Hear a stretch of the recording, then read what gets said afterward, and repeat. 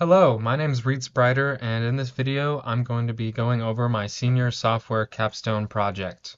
I worked on this project with a couple of group members. Here are their names. My name is Reed Sprider. I was a project manager. Then we have Aiden Quinn, Alam Martinez, Logan Prosperi, and Ikechukwu Ohumaigbulam.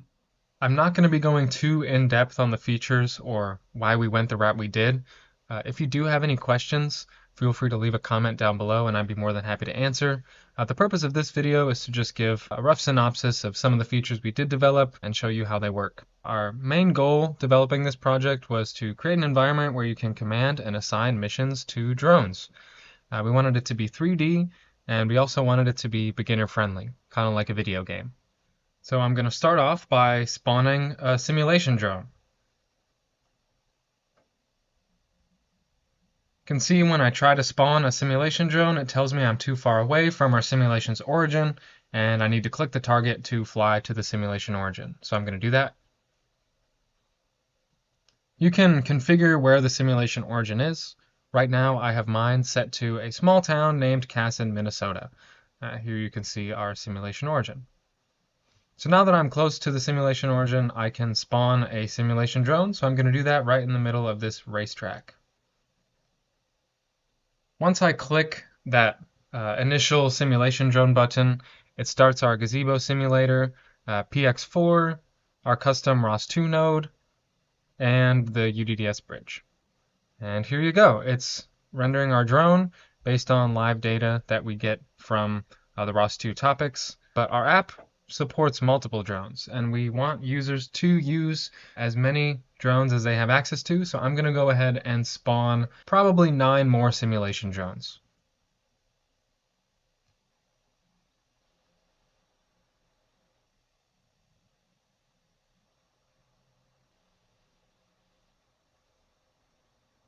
Alright, I've finished spawning our 10 simulation drones.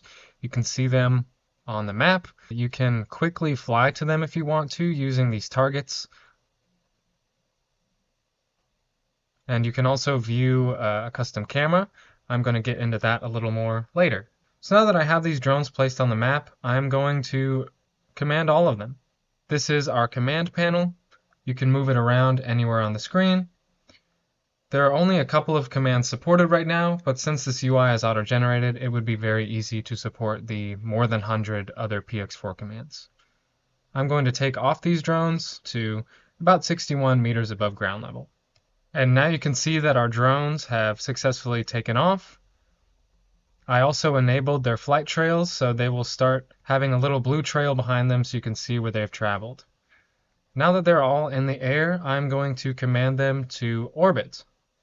And go over here, command them again. I'll configure these parameters here. They'll orbit a radius of 40 meters at a velocity of 20 meters per second just for the sake of this video so they can show what they do a little bit quicker.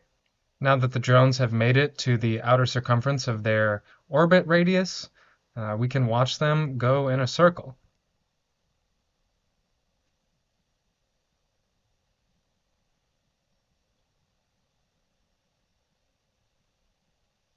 You can also get a view from the camera attached to each drone. I'm going to go ahead and look at drone 8770 right now.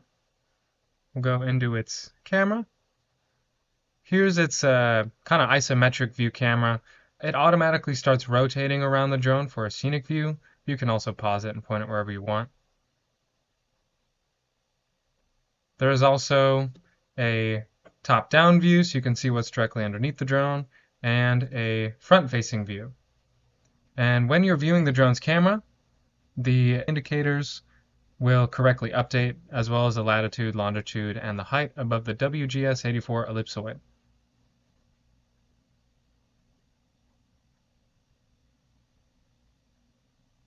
You can also command individual drones, so I'm going to go ahead and tell this drone to change its altitude to the max. And you can see it'll start flying up. The indicators will adjust accordingly, as well as its height above the ellipsoid. And now I'll tell them to orbit with a bigger radius, just so we can get another cool shot of them flying around. We can view them through our top-down camera. This restricts the user to top-down only, so they can't adjust their pitch like they can in the isometric view. And we also have a first-person camera, so you can fly around and watch your drones from the ground, or from above, or from whatever direction you like.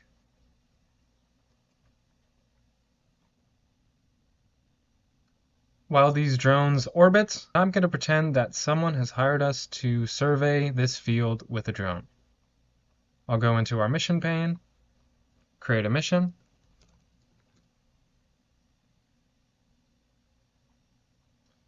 and I will first place our takeoff point.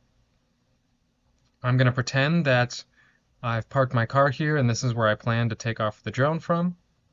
I'm also going to pretend that the farmer only wants us to survey this section of the field right here because it looks a little dry, and maybe this section over here.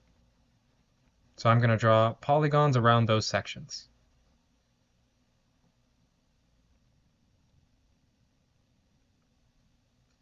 Now that we have our polygons, I'm just going to place a couple of waypoints to get to this first polygon.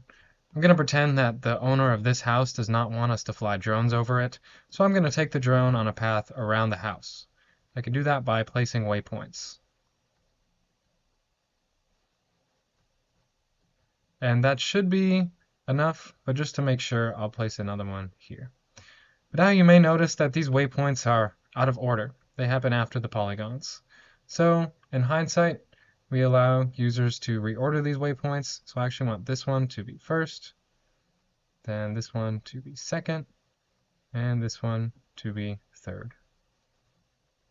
To make more certain that drones don't go over this house, we can set a inclusive geofence. So I'm going to use the geofence tool and just draw a small geofence around this home so that if a drone goes inside this geofence, it will just return home instead of trying to continue flying. Then I'm going to add a couple more waypoints just to make sure the drone doesn't cross over these businesses here and these houses.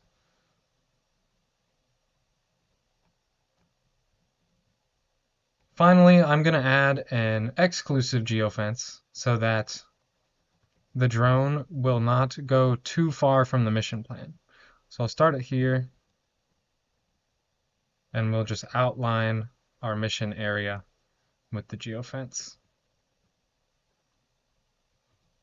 Now we can make it exclusive, so the drone is allowed to go anywhere within this geofence, but if for some reason its pathing malfunctions and it starts to fly away from the mission plan, it'll hit this line and then return to its takeoff point just to make sure it doesn't cause any issues for anyone living around this area. We have parameters on each of our mission interests, so we can increase the altitude that it goes to. Because we're doing a field survey, I'm actually going to make the altitudes pretty low, probably 20 meters. And then I'll make it fly pretty quickly just for the purpose of this video so it gets done quickly. You can also adjust hold time, so if you wanted the drone to wait here before moving on, you can increase the hold time. For our survey polygons, we can actually adjust the transects that the drone flies. You can adjust spacing if you want to make them tighter.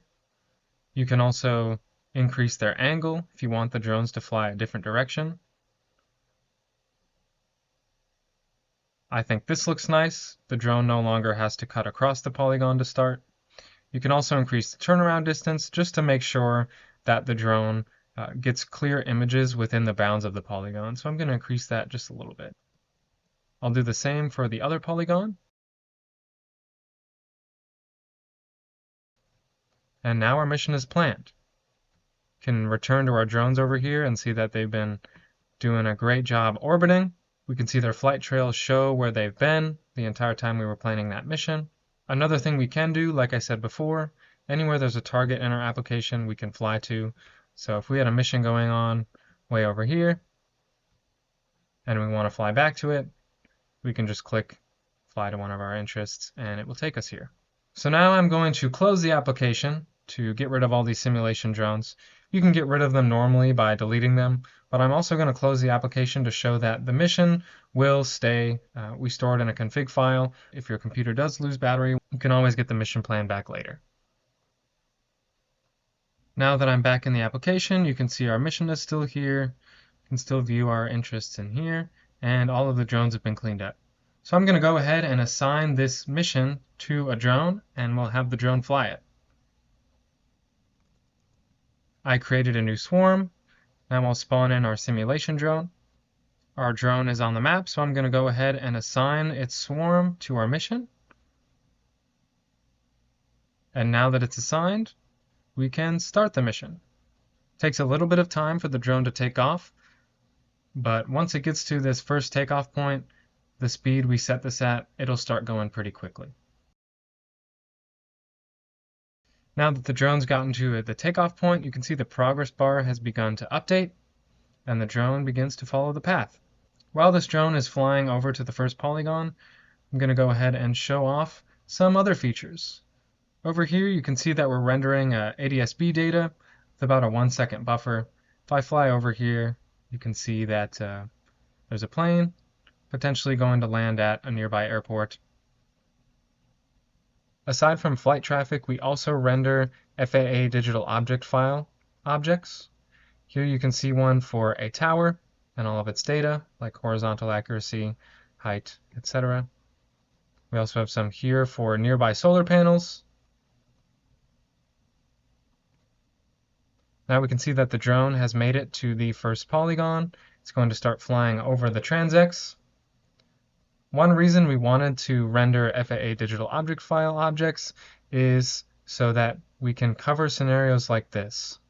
If this red dot was in here, you might not notice that there's a tower in this space. But because we render this red dot, you know that there's a tower that's approximately this height with this accuracy. This is nice because some areas also don't have three-dimensional tile sets yet. So if you're flying, everything looks completely flat. So this helps people flying simulation drones or real drones understand the obstacles around them that they should watch out for. Here we can see that the progress bar has continued updating. We can see our drone here. I'm actually going to go ahead and view its camera just so we can see the indicators update.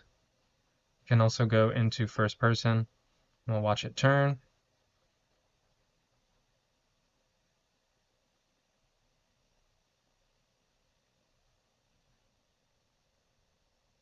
Get a top-down view.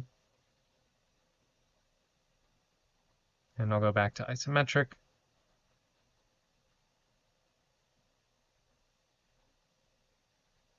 It's also nice to go into first-person mode here to pretend like you're actually watching the drone fly in the sky, as if you're sitting in a lawn chair or something in the field watching it move along.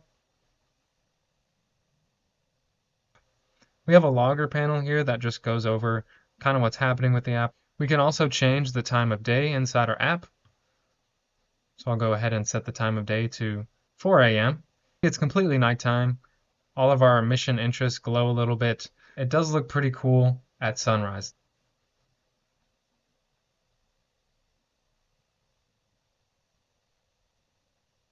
Go ahead and set that back to 10 o'clock.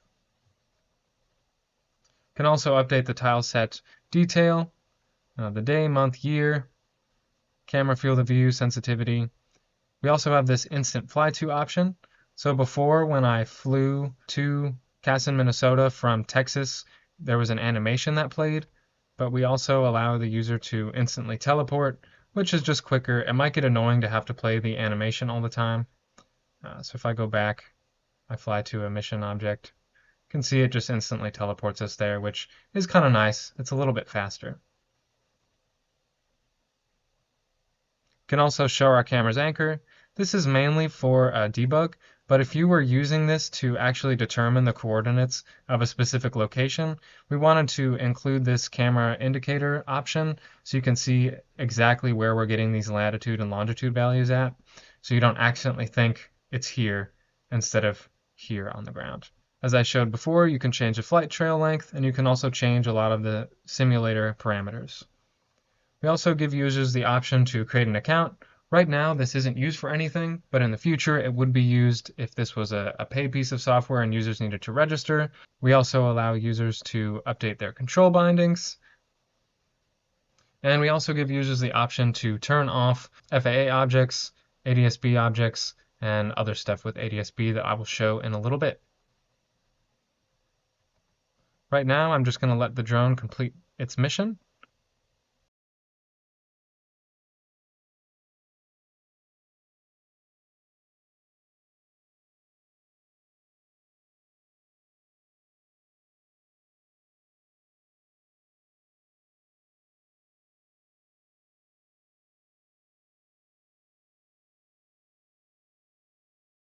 Now that the mission's complete, we can view the drone's flight path. It's nice to look at in 3D because you can visualize its altitude against all of the other objects in the area. Now that we're done flying a mission, I'm going to show off the last couple of bits of our application. We can fly anywhere using the geolocation panel. You can also enter specific latitudes and longitude if you don't want to use an address. We can fly anywhere on the globe, so we can fly to Mount Everest if we want to. And the time zone will update based on our location. So we're at Mount Everest now. If I wanted to, for some reason, save this location for later, I can save our current camera location, can rename these. And then if I wanted to go to, let's say, DFW Airport, and fly there.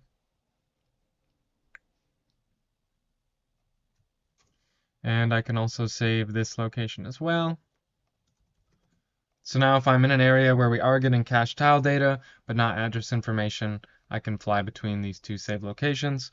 And it's also just quicker to click this target than type in a custom address.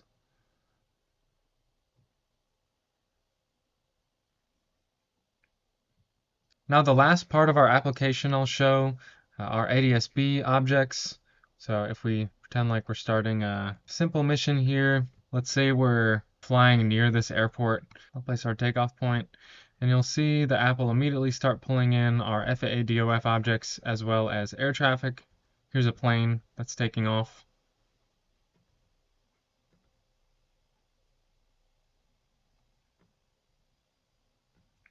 There are a couple of parameters you can modify on the planes. You can add a flight trail if you want.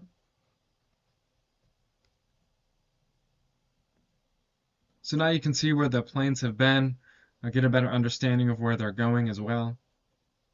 Once again, you can see live data from these objects. Right now, we linearly interpolate their position based on a 1 second buffer time, but you can turn this off if you want to. Just saves a little bit of performance. So now the plane's only being placed where we know it is.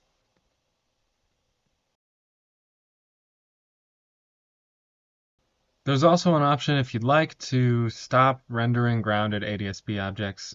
This will cause planes that aren't technically in the air to stop being rendered, which may save some performance if you're near an airport. And you can also turn off ADSB objects entirely. So now no planes will show up, and you can turn off FAA DOF objects. That was all the features that our application currently supports. If you have any questions, feel free to leave a comment down below and I'd be more than happy to answer. Otherwise, thank you for watching.